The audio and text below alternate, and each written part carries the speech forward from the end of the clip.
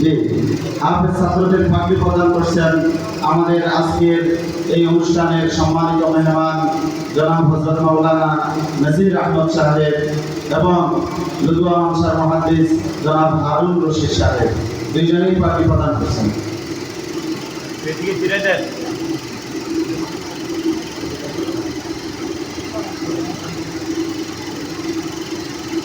দ্বিতীয়জন হচ্ছে মোহাম্মদ মাহমুদুল হাসান, পিতা আব্দুল হামিদ ফারুক, গ্রাম বালিডোবা, ডাকঘর পাইকড়া ফরিদগঞ্জ চাঁদপুর।